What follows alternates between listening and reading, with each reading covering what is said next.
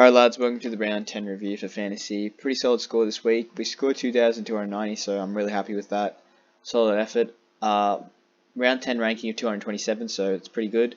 And we pushed up, so we're now ranked 3rd overall, so in the top 3, which is good signs. I'm really happy with the score, considering Trelaw got injured on 37, so could have been a lot higher if Trelaw hadn't gotten injured, but things like that happen in fantasy, so it's fine. But in terms of trades that we made for this week, last week, sorry, we traded in Ridley and Burns for Powell and Bergman. Ridley, I identified him as a value pick. I thought he would have taken a lot more kickouts, but unfortunately didn't, and didn't have the greatest of games, but I'm hoping he bounces back against the Eagles this week. And Burns was a cheap option, and I really liked his role, so he looked like a great pickup, and I'm glad I brought him in. And we traded out Powell and Bergman, Powell reaching his break even, so not much money to be made in him, and Bergman didn't get named, so we traded those two out. They also had the round 12 buy, so it sort of helped my buy structure out a bit, which is good.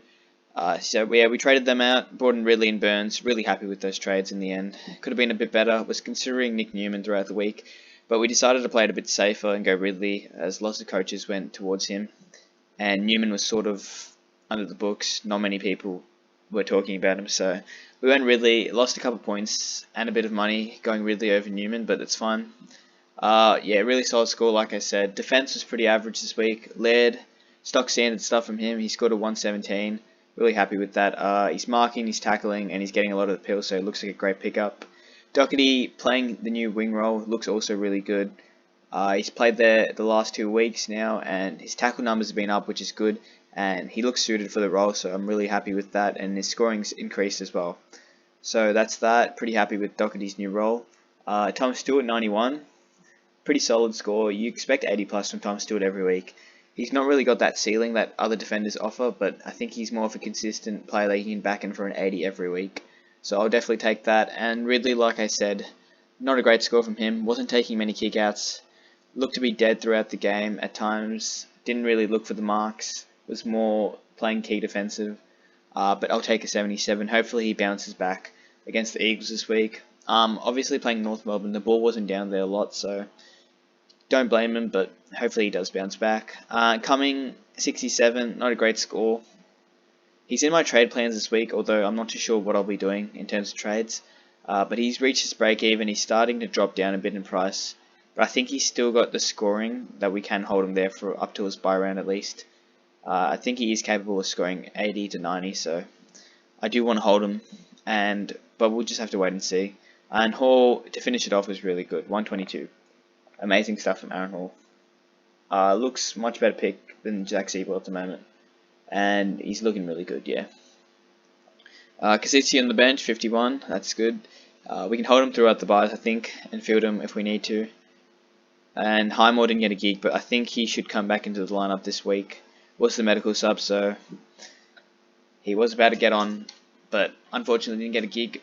But St Kilda were horrible, so they're bound to make a couple of changes to the lineup this week, and I'm hoping Highmore can get in. So we'll hold him there for now. Jack Macrae, Macca's as captain, was wonderful. 306, so I'm definitely taking that. Second highest score off the round, followed by Clayton Oliver, who was also really good. I'm definitely taking that from Jack Macrae. Looked all over the place. Had a massive last quarter as well, so it was good to watch. Zach Merritt, 113, really happy with that. Faded in the last quarter, but pretty solid game from him. Taranto, 112, I'll definitely take that. He's been really good for me this season. Definitely top 8 mid the way he's playing. He's tackling, he's marking, he's doing everything. If he can get his disposal numbers up to the high 30s, I think he'll definitely average above 120 in the next couple of weeks. But yeah, he's been really good. He's relied a lot on marks and tackles for his points, which is good. But yeah, if he can get his disposal up a bit, it'll definitely help us scoring a lot more. And Walsh was amazing in the first quarter and then just died. I think he copped a James Cousins tag. So it was 60 points in the first quarter and he was on track for 200 plus and then faded 44 points for the rest of the game. So not great, but I'll take the ton from Walshy. And Mitchell, 133. I know a lot of coaches VC'd Mitchell. For me, it was either Walsh or Mitchell. I'm glad in the end we went with Walsh's VC. I think that if we went with Mitchell, we probably would have taken it and we would have lost a couple of points because we wouldn't have got Macrae's captain score. So I'm glad we went Walsh and then we captained Macrae. That turned out pretty well. But Mitchell looks to be at his best at the moment. He's looking good. bounced back really well from a poor performance last week, so I'm happy with that. And Trelaw, 37, bit unlucky, got injured. I think he did his ankle, and he's set to miss about 6 to 8 weeks. So he's probably a trade this week. And Jordan, 64, that's fine. Pretty solid score from rookie. And Collie Dawkins, all right with a 59. Both their time on ground is really low, so I'm not expecting too much with the amount of game time they get and given.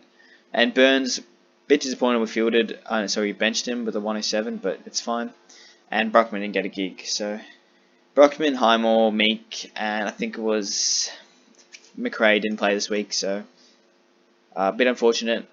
But hopefully next week, hopefully Highmore gets a name this week, and hopefully the next week we can probably trade out those two players and get a fresh batch of rookies that get named this week. Yeah, rookies are really dry at the moment, so I'm not too sure where to go in terms of bringing in rookies. The only real one that I'm missing at the moment is Waitman, I think, and Owies, but they're kind of really expensive at the moment, so I'll stay away from them for now. But yeah, Ruckman was solid. Grundy and Gawn, pretty good. Grundy was amazing, big game from him, and Gawn was stock standard, 130. So I'm definitely taking those scores from Gawn and Grundy. Like I said, Meek didn't play, but unfortunate. Don't think him or Brockman will be getting a game anytime too soon. Forward line was pretty good. Zeeble 104, I'll take that. He loves a +6. He's always looking for it, so he loves to mark the ball and kick it. So I like Jack Zeeble as a pick. Warner 57. I'll talk about my trades, but I'm considering trading him this week, Chad Warner. The reason we held him was due to the buy structure. We has that late buy, so we decided to hold him, but I think at the moment, the way he's scoring, we probably have to trade him out. Hind was amazing, 97. He's looking really good. Could push for a top 6 defender forward, so we'll see how he goes. Poulter probably gets my +3 this week. Was amazing, 108. Looked everywhere, kicked a goal, heaps of marks. I think it was 12 marks, so a massive game from Poulter. Robertson, 72. Pretty good from him as well. His role was really good, so we'll keep him fielding him now. And then we took Rowe's score on the bench, so I'm really happy with that 71 from him. He looked good, and his cash generation starting to flow again, which is good signs. McRae didn't play, a bit unfortunate, but that's fine. And Lazaro was solid. We can hold him through the buys. I don't think we'll offload him as early buy. We'll probably hold him for a bit, but we'll see. And Farah didn't play, but I'm hoping he comes back this week or the week after his buy. We'll have to wait and see. I'm not too sure how long his injury is, but I think it's around 1 to 2 weeks. So wait and see on that one. But yeah, that's how we scored this week. Pretty solid score. In terms of trades for round 11. At the moment, I'm leaning towards bringing in Darcy and Fife. Both of them have that late buy, and I think they're both great picks. Darcy has a good run of games coming up in terms of ruck opponents, and Nat Fife has been pretty good. He's been in some good form. Lacked a bit of a ceiling, but he's been really consistent, so I like that. And Trelaw injured, so we have to trade him out. And Warner's been in some really poor form, so I think we'll probably trade out Warner and Trelaw this week. Although my other plans was getting in Jake Lloyd, and I was thinking going Trelaw to Lloyd, although that means we can't get Darcy or Fife if we trade out Warner, so it would mean we have to trade out Cumming early. And I really don't want to trade out Isaac Cumming too early, so I'm probably going to stick with these trades at the moment. I think Trelaw not playing, so we've got to trade him out. And Warner, he's got that late buy, which is nice, but his scoring's really poor at the moment. I think we've got to trade him, so bringing in Darcy and Fife, who are a bit unders for what they can be doing, so I think they're both great picks, and I'm really happy with the structure of my team at the moment. In terms of buys, I think we're doing pretty well. We've got a couple players on that round 12 buy, but we should be alright with the 3 trades, so we'll be fine. And then, yeah, I'm pretty happy with the structure for my buys. Obviously, next week, we'll probably have to look to move on some dead rookies on the bench. And I'm hoping this week a bunch of fresh rookies get named so we can bring them into our sides. But we'll have to wait and see. And hopefully they do play well. But rookies at the moment are really dry, so it's probably the reason why I'm not doing a downgrade this week, and instead we're going a double upgrade. But I'm pretty happy with the team and how it's looking at the moment. Comment down what you scored below, leave a like, subscribe to the channel if you're new, and I'll see you guys next week.